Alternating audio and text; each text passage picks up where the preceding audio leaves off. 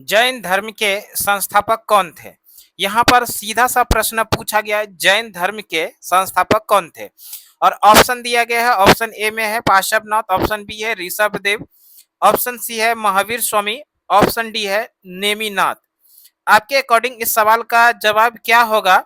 जैन धर्म के संस्थापक कौन थे? इस सवाल का जवाब आप लोगों को कमेंट में बताना है। इस सवाल का सही आंसर क्या है? वैसे सवाल का आंसर हम लोग देखेंगे, उसके पहले यहाँ पर जैन धर्म से संबंधित यहाँ पर जितना भी इंपॉर्टेंट फैक्ट बनेगा जो आपके एग्जाम के पॉइंट ऑफ व्यू से इंपॉर्टेंट है, उन सभी फैक्ट को पहले कवर कर लेते हैं, उसके बाद इस सवाल का हम लोग सही आंसर देखेंगे।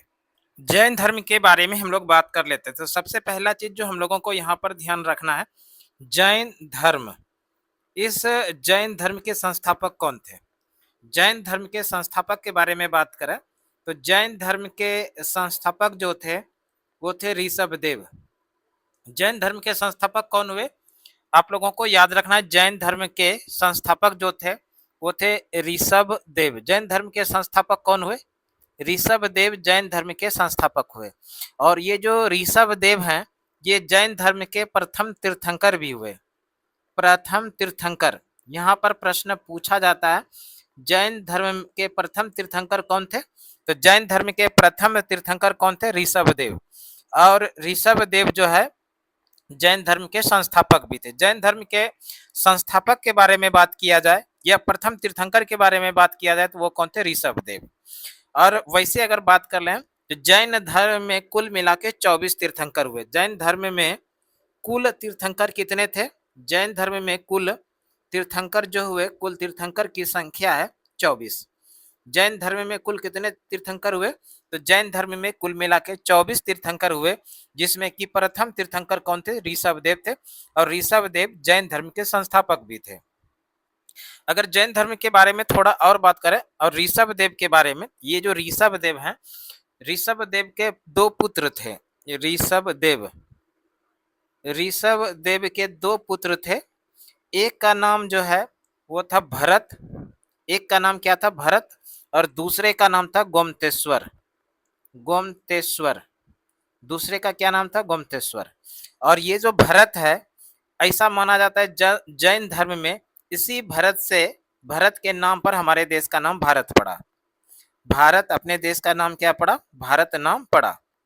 इसको याद रखिएगा, जैन धर्म में इसी भरत के नाम से अपने देश का नाम क्या पड़ा? भारत पड़ा। और ये जो गोमतेश्वर है, गोमतेश्वर की मूर्ति कहाँ पर है? गोमतेश्वर की मूर्ति है कर्नाटक के श्रवणबेलगोला में। कर्नाटक के श्रवणबेलगोला में, कर्नाटक के श्रवणबेलगोला, श्रवणबेलगोला, श्रवणबेलगोला। ये जो फेमस है, क्यों फेमस श्रवणबेलगोला? यहाँ पर गोमतेश्वर की मूर्ति है। और ऐसा माना जाता है कि ये जो गोमतेश्वर है, इन गोमतेश्वर के भुजाओं में 200 हाथियों का बल था। तो इसको याद रखिएगा, ऋषभदेव को दो पुत्र था, एक का नाम है भरत, और इसी भरत के नाम से जैन धर्म में ऐसा मान्यता है कि अपने देश का नाम भारत पड़ा। और दूसरा नाम जो है, जैन धर्म का दूसरा पुत्र था जिसका नाम है गोमतेश्वर। इस गोमतेश्वर का जो मूर्ति है कर्नाटक के श्रवणबेलगोला में। ठीक है, तो इस तरह से जैन धर्म के लिए यहाँ पर इतना हम लोगों को याद रखना है। और ऋषभदेव से संबंधित जो है इतना सवाल यहाँ पर याद रखना है।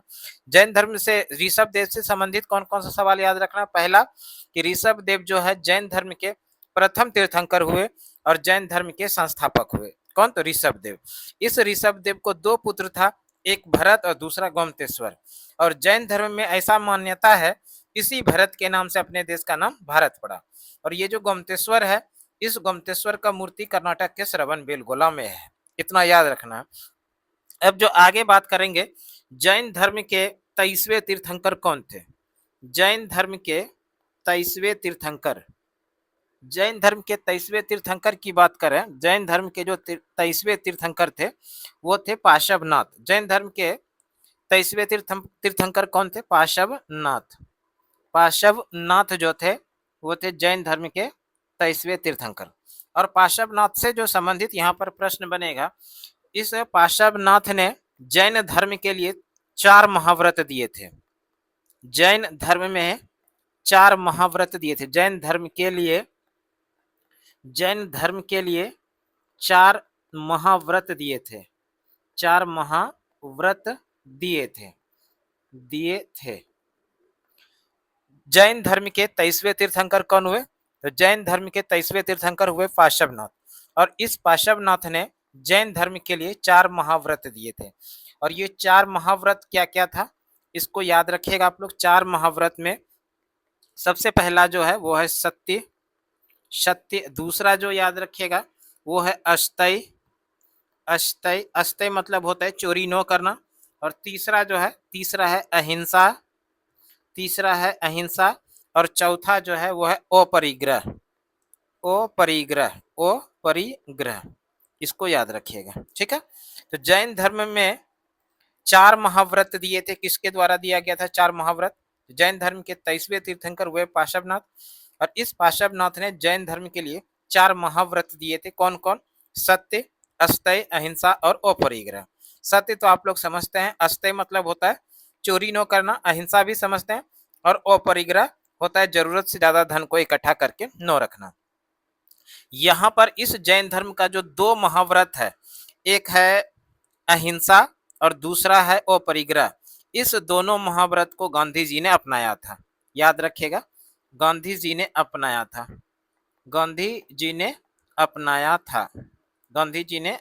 था।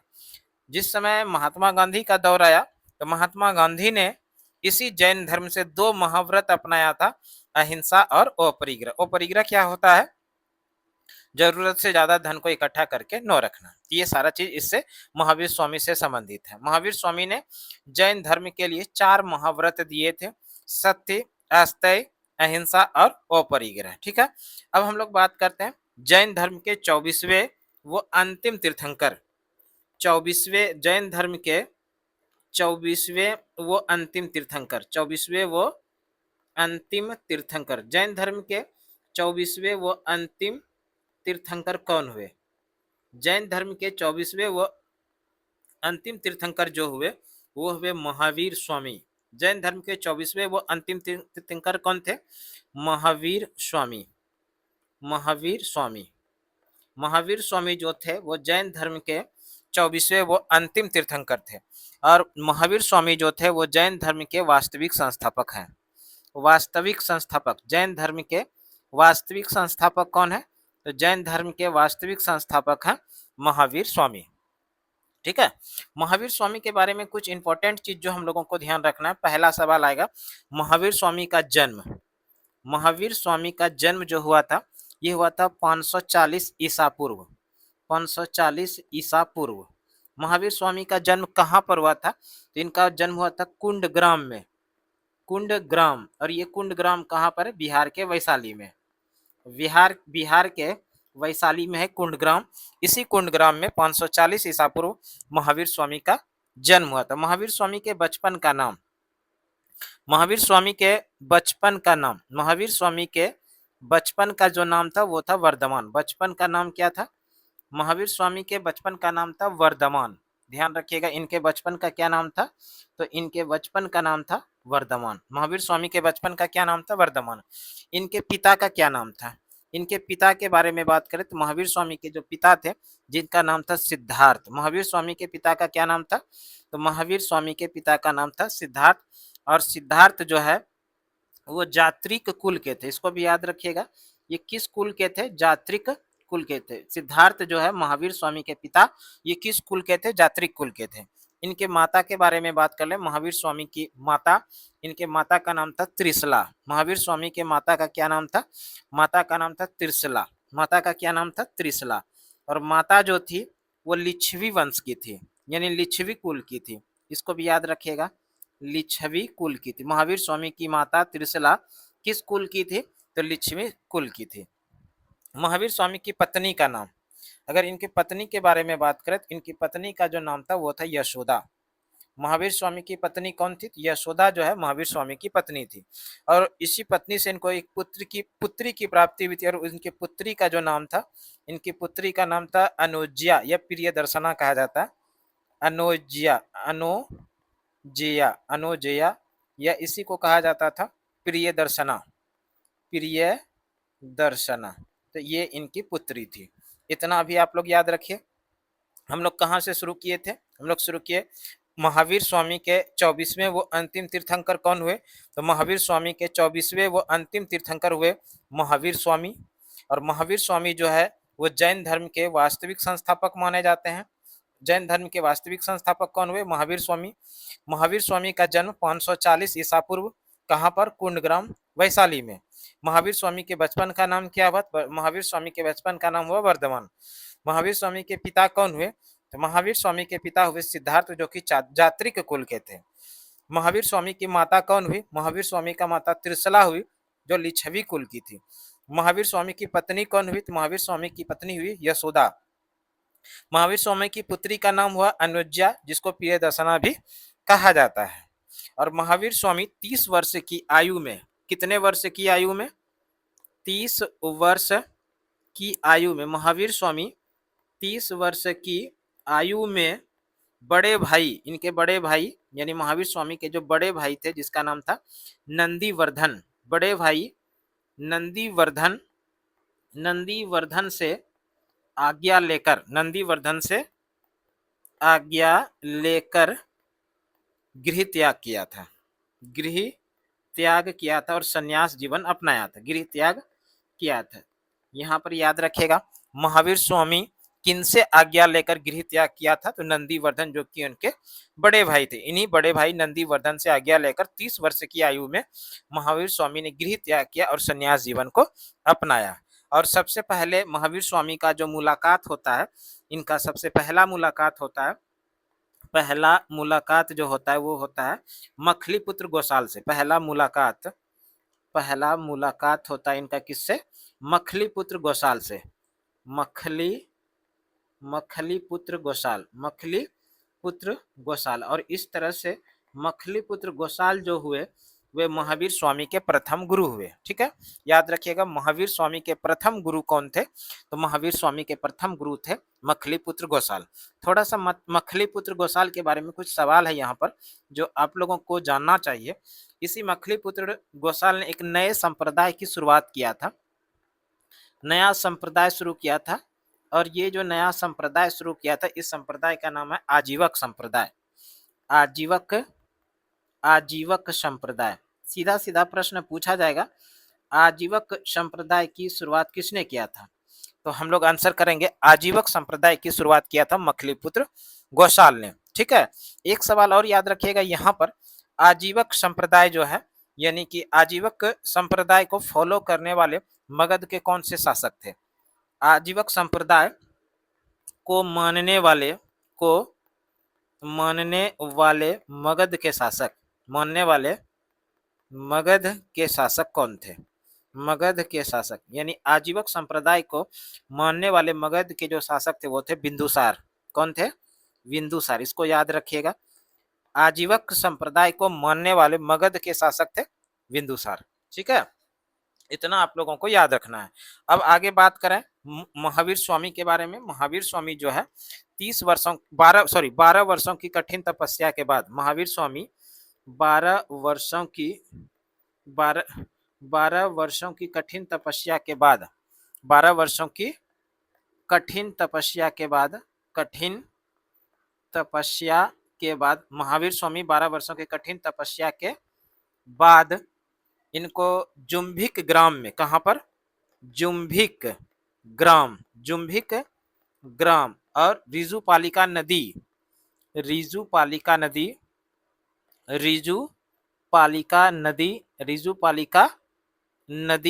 और साल वृक्ष के नीचे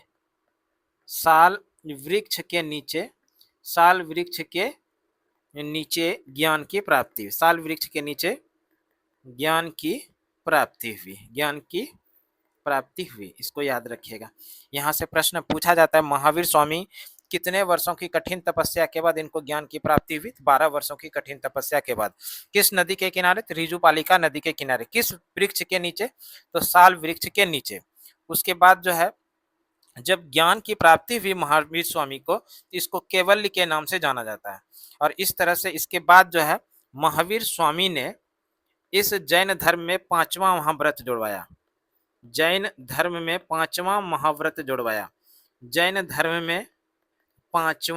महाव्रत जुड़वाया। 5वां महाव्रत जुड़वाया, जुड़वाया, पांचवा महाव्रत जुड़वाया। और ये पांचवा महाव्रत था क्या? जैन धर्म में पांचवा महाव्रत जुड़वाया किसने? महावीर स्वामी ने।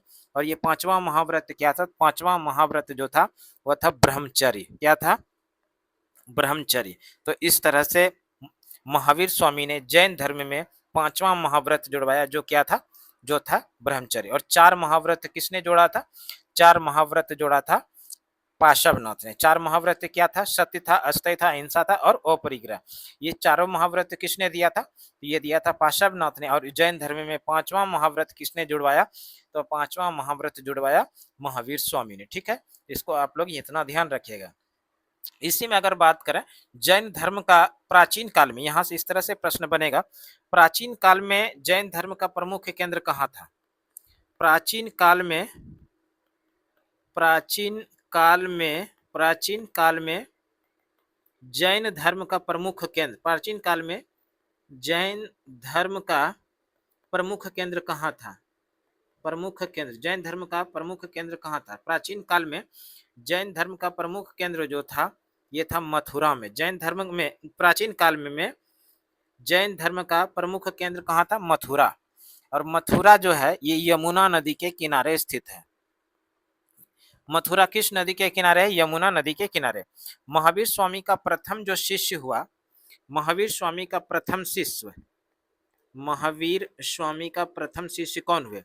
महावीर स्वामी का प्रथम शिष्य, महावीर स्वामी का प्रथम शिष्य, महावीर स्वामी का प्रथम शिष्य कौन हुए? महावीर स्वामी के प्रथम शिष्य जो हुए वो 2 शिष्य का नाम याद रखिएगा। एक तो इनका जमाली है, जमाली, और जमाली जो है ये पुरुष थे। जमाली क्या थे? पुरुष थे। और पहला शिष्य ये हो गया जमाली, और दूसरा जो हुआ चंदना, और ये चंदना जो थी ये महिला थी, चंदना महिला। अब जो भी प्रश्न पूछे देख लीजिएगा क्या पूछ रहा है। महावीर स्वामी के प्रथम शिष्य में पुरुष में जमाली और महिला में चंदना। इनका प्रसिद्ध शिष्य कौन थे? प्रसिद्ध शिष्य की बात किया जाए, महावीर स्वामी का प्रसिद्ध शिष्य जो हुए, प्रसिद्ध शिष्य, प्रसिद्ध शिष्य कौन थे? महावीर स्वामी का प्रसिद्ध शिष्य में आप लोग याद रखिएगा, इसमें 2 नाम। पहला नाम जो याद रखिएगा वो है स्थूल भद्र, स्थूल भद्र। और दूसरा नाम जो याद रखिएगा वो भद्रबाहु याद रखिएगा, भद्रबाहु। ये दोनों शिष्य जो हुए जैन धर्म के यानी महावीर स्वामी के प्रमुख शिष्य थे, प्रसिद्ध शिष्य थे। महावीर स्वामी के प्रसिद्ध शिष्य में कौन कौन थे? स्थूलभद्र और भद्रबाहु। इन चीजों को आप लोग याद रखिएगा। 468 ईसा पूर्व है ना, 468 ईसा पूर्व, ईसा पूर्व 468 ईसा पूर्व पावापुरी में, पावापुरी में महावीर स्वामी का मृत्यु हो गया। पावापुरी में महावीर स्वामी का मृत्यु हो गया, महावीर स्वामी का मृत्यु हो गया, मृत्यु हो गया था। इसको याद रखिएगा, यहाँ से प्रश्न पूछा जाता है महावीर स्वामी का मृत्यु कहाँ पर हुआ था? तो पावापुरी में। कब हुआ था? 468 ईसा पूर्व, 468 ईसा पूर्व में पावापुरी में महावीर स्वामी का मृत्यु हो गया। ये जितना भी प्रश्न पढ़े वो सारा प्रश्न किससे संबंधित था? जैन धर्म से संबंधित था, पाशवनाथ से संबंधित था, महावीर स्वामी से संबंधित था और ऋषभ देव से संबंधित था, जो कि आपके एग्जाम के पॉइंट ऑफ व्यू से बेहद ही महत्वपूर्ण हो सकता है। अब हम लोग आ जाते हैं प्रश्न पर जो आपके एग्जाम के अंदर प्रश्न पूछा गया था। देखिए यहाँ पर हम लोग जो पढ़े हैं अभी, जैन धर्म के संस्थापक और जैन धर्म के प्रथम तीर्थंकर कौन थे? तो जैन धर्म के संस्थापक, वो प्रथम तीर्थंकर जो थे, जैन धर्म के संस्थापक कौन थे? तो वो थे ऋषभदेव। और यहाँ पर देखिए ऋषभदेव जो है ऑप्शन बी के अंदर है, तो इस प्रश्न का सही आंसर हो जाएगा option B is the right answer. Jain धर्म के संस्थापक ऋषभदेव थे और ऋषभदेव ऑप्शन बी में है, तो प्रश्न का सही आंसर हो गया option B is the right answer. Video पसंद आए तो लाइक, सब्सक्राइब, शेयर करना ना भूलिए दोस्तों। Thank you.